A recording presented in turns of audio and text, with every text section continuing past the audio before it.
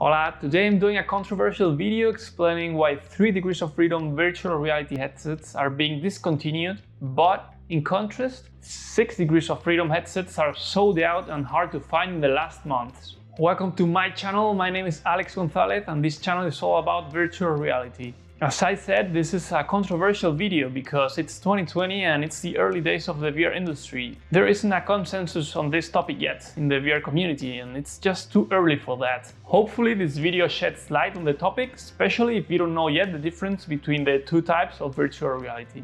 Let's start with 3 degrees of freedom VR headsets. It's a fact that these devices are being discontinued one after another by the companies who used to build them. For example, Samsung discontinued its Gear VR in August 2019. A couple of months later, in October 2019, Google discontinued its Daydream View platform. And most notably, the Oculus Go has been the last victim in June 2020. So let me explain quickly the difference between dying 3 degrees of freedom and booming 6 degrees of freedom and make sure we are all on the same page. With 3 degrees of freedom headsets like the Oculus Go, you can move your head in all directions in 360 degrees. It's like watching a huge TV that surrounds you. It's very cool the first time you try it, I admit. But for a technology, in order to become really successful, it's not enough to be cool the first time. It needs to add real value. There is amazing 360 content out there and many people working on it, but 360 content comes with many downsides. First, it's weird to watch it standing. Normally you sit down. If your chair doesn't rotate, it's uncomfortable to look at your back.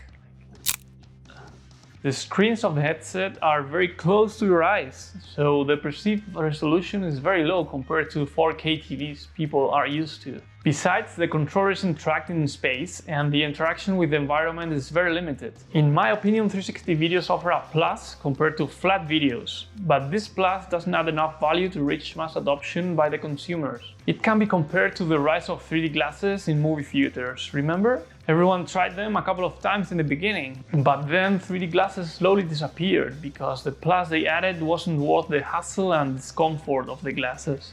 The failure of 3D glasses in movie theaters is comparable to the failure of 3 degrees of freedom headsets on the market today. Although I criticize 3 degrees of freedom headsets, I am aware they were a necessary middle step to arrive to 6 degrees of freedom headsets. Like for example, the black and white TV was a middle step to arrive to the color TV. Some people in the industry say that Google Cardboard and Samsung VR hurt the industry, gave a bad image of VR and just confused the public. I don't agree with that. Those budget devices were a great entry point. People have started to get excited about immersive worlds, and these devices are encouraging the people to put a screen close to their eyes for the first time in history. Now in 2020, we early adopters have the task to keep educating about VR. Keep explaining the experience that more expensive devices like Oculus Quest offer, as I will do in a minute.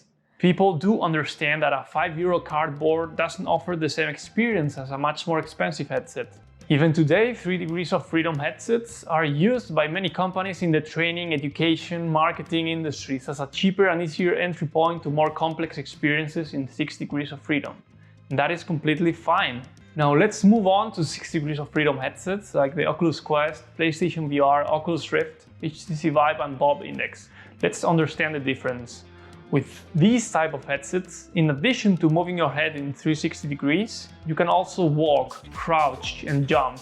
Very important also, with the controllers you can interact intuitively with the environment. For example, you can pick objects, throw them, shoot, cut, interact in many other ways. This extra 3 degrees make virtual reality much more natural than 360 videos, because you can move freely in the spaces you do in real life.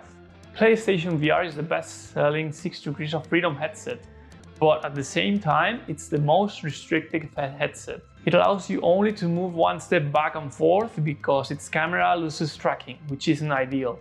The best price quality headset at the moment is the Oculus Quest. It's a standalone headset without any cables and any external sensors because it has inside-out tracking.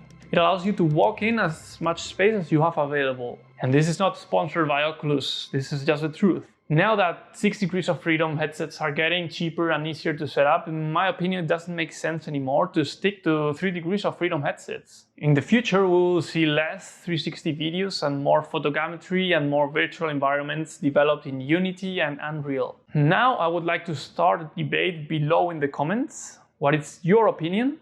Is there a specific use case that I'm missing where 3 degrees win over 6 degrees? Do you agree with me and only consume 6 degrees of freedom content?